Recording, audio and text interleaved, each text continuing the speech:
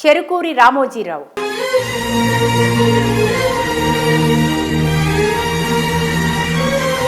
దాదాపు 5.5 దశాబ్దాల నుండి మీడియా సామ్రాజ్యానికి ధృవతార, రారాజు, వ్యాపారవేత్త, ఈనాడు గ్రూప్ సంస్థల అధినేత, తెలుగు దినపత్రిక ఈనాడుకు వ్యవస్థాపకుడు, ప్రధాన సంపాదకుడు, ప్రచురణకర్త, మార్గదర్శి chit funds, Priya foods, Kalanjali మొదలగు వ్యాపార సంస్థల అధినేత, హుందాతనానికి, క్రమశిక్షణకు మారుపేరు రామోజీరావు.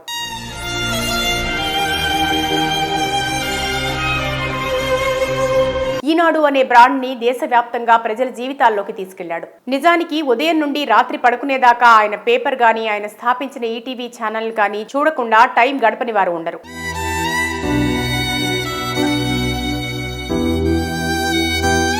ప్రతి ఒక్కరి ఇళ్లలో సొంత కుటుంబీకుడిలా ఈనాడు నేడు భాగమైపోయింది. ఆయన స్థాపించిన రామోజీ గ్రూప్ ఆధీనంలో ప్రపంచంలోనే అతిపెద్ద cinema studio Ramoji film city ఉంది.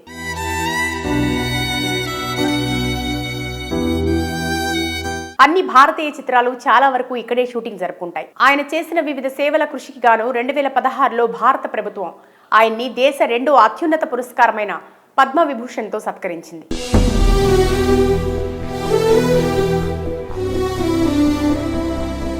ఇక ఆయన కొద్ది రోజులుగా అనారోగ్య రీత్యా హైదరాబాద్లోని స్టార్ హాస్పిటల్లో చికిత్స పొందుతూ హార్ట్ స్టంట్ ఆపరేషన్ చేయించుకున్నారు. కానీ వయసు రీత్యా ఆరోగ్యం సహకరించక 88 సంవత్సరాల వయసులో జూన్ 8వ తేదీన తెల్లవారుజామున 4:30 గంటల సమయంలో తుది శ్వాస విడిచారు. ఆయన మరణ వార్త విని రాష్ట్ర సినీ, రాజకీయ, వ్యాపార ప్రముఖులు తీవ్ర దిగ్భ్రాంతి వ్యక్తపరుస్తున్నారు. ఒకసారి ఆయన బాల్యం నేపథ్యం చూసుకుంటే రామోజీరావు కృష్ణా జిల్లా పెదపారుపూడిలో 1936 నవంబర్ 16న రైతు కుటుంబంలో జన్మించారు. తల్లి వెంకట సుబ్బమ్మ, తండ్రి వెంకట సుబ్బారావు. రామోజీరావు పూర్వీకులు పామరు మండలంలోని పేరిసేపల్లి గ్రామానికి చెందినవారు. ఆయన తాత రామయ్య కుటుంబంతో పేరిసేపల్లి నుండి పెదపారుపూడికి వలస వచ్చారు. రామోజీరావు తాత మరణించిన 13 రోజులకు ఆయన జన్మించారు. దాంతో ఆయన జ్ఞాపకార్థం తల్లిదండ్రులు రామయ్య అన్న పేరు పెట్టారు. ఆయనకి 2 అక్కలున్నారు. పెద్దక్క పేరు రాజ్యలక్ష్మి, చిన్నక్క పేరు రంగనాయకమ్మ. ఆయన కుటుంబాన్ని శ్రీ వైష్ణవ నేపథ్యం ఉండటంతో మొదటి నుండి తల్లి చాలా భక్తిపరురాలు, ఆచారవంతురాలు కావడంతో చిన్నతనంలో ఆయనకి దేవునిపై భక్తి, శుచి, క్రమశిక్షణ అలవడింది. లేక పుట్టిన మగ సంతానం కావడంతో రామోజీని చాలా ముద్దు చేసేవారు. పెద్దక్క పెళ్లి చేసుకుని వెళ్లిపోయినా చిన్నక్క రంగనాయకమ్మతో సాన్నిహిత్యం ఉండేది. ఇంట్లో తల్లికి ఇంటి పనుల్లో, వంటల్లో సహాయం చేసే అలవాటు ఉండేవి. రామయ్య అన్న తన పేరు నచ్చక ప్రాథమిక పాఠశాలలో చేరేటప్పుడే సొంతంగా రామోజీరావు అని పేరును సృష్టించుకుని తానే పెట్టుకున్నారు. ఆ పేరే జీవితాంతం కొనసాగింది. ఆయన విద్యాభ్యాసం 1947లో గుడివాడలో పురపాలన ఉన్నత పాఠశాలలో 8వ తరగతిలో చేరారు. 1957లో 6వ ఫారం అక్కడే పూర్తి చేసుకుని గుడివాడ కళాశాలలో ఇంటర్, బిఎస్సీ చదివారు. 1961 ఆగస్టు 19న ఆయనకు పెనంలూరుకు చెందిన తాతినేని వెంకట సుబ్బయ్య, వాణిదేవిల 2వ కుమార్తె రమాదేవితో వివాహం జరిగింది. రమాదేవి అసలు పేరు రమణమ్మ కాగా పెద్దలు పెట్టిన పేరు నచ్చక అలా మార్చుకుంది. రామోజీరావుతో భార్య వైపు బంధువుల్లో చిన్న బావమరిది తాతినేని వెంకటకృష్ణారావు మార్గదర్శి చిట్ ఫండ్స్ సంస్థలో డైరెక్టర్గా, తోడల్లుడు ముస్నూరు అప్పారావు ఈనాడు డాల్ఫిన్ హోటల్స్ మాజీ ఎండీగా కలిసి పనిచేశారు. రామోజీరావు తనకు పరిచయస్తుడు అడ్వర్టైజింగ్ ఏజెన్సీలో పనిచేసేవాడైన తహసీల్ రామచంద్రరావు ప్రోత్సాహంతో అడ్వర్టైజింగ్ రంగంపై ఆసక్తితో ఆ రంగాన్ని గురించి నేర్చుకోవాలని ఆశించారు. అందుకోసం చదువు పూర్తయ్యాక ఢిల్లీలో ఒక అడ్వర్టైజింగ్ ఏజెన్సీలో ఆర్టిస్ట్గా ఉద్యోగంలో చేరారు. 3 సంవత్సరాల పాటు ఆ రంగంలో పనిచేసి 1962లో హైదరాబాద్ తిరిగొచ్చారు.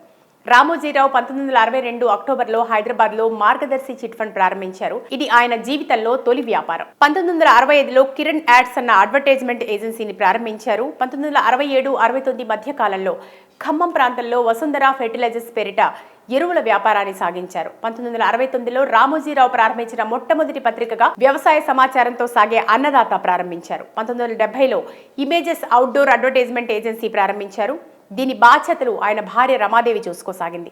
విశాఖపట్నంలో డాల్ఫిన్స్ హోటల్స్ ప్రారంభించాలని రామోజీరావు 1970లో నిర్ణయించుకుని నిర్మాణ ప్రయత్నాలు ప్రారంభించారు.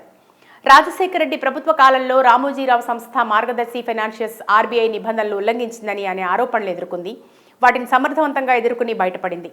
రామోజీరావు మార్గదర్శిలోని ఖాతాదారుల డబ్బుల్ని సొంత అవసరాలకు వాడుకుంటున్నారని ఆంధ్రప్రదేశ్ సిఐడి కేసు నమోదు చేసింది. మార్గదర్శి ఆస్తులను జప్తు చేసింది. ఆంధ్రప్రదేశ్ రాష్ట్ర వ్యాప్తంగా ఉన్న మార్గదర్శి కార్యాలయాల్లో సోదాలు చేపట్టింది. మార్గదర్శి కేసు విషయంపై రామోజీరావును విచారించింది. కానీ ఎక్కడా కూడా తప్పు చేశారనే ఆధారాలతో నిరూపించలేకపోయారు. ఇక మీడియా రంగంలో ఆయన చేసిన కృషి చూస్తే ఈనాడు ప్రింట్ అండ్ ఎలక్ట్రానిక్ మీడియాతో పాటు news time, Vasundhara publications, Sitara, Annadata, Ramoji foundation, Chatura, Vipula, Telugu Velugu, Balabharatam, ETV, ETV two, ETV Kannada, Marathi, Urdu, Bengali, Oriya, Gujarati, Bihar, Ramoji film city, Usha Kiran మూవీస్ని ఇలా చాలా వాటిని కొనసాగిస్తున్నారు. ఆయన చిత్ర నిర్మాతగా మారి ఎంతో మంది నూతన దర్శకుల్ని, హీరోయిన్లని, నటులని తెరపై పరిచయం చేశారు.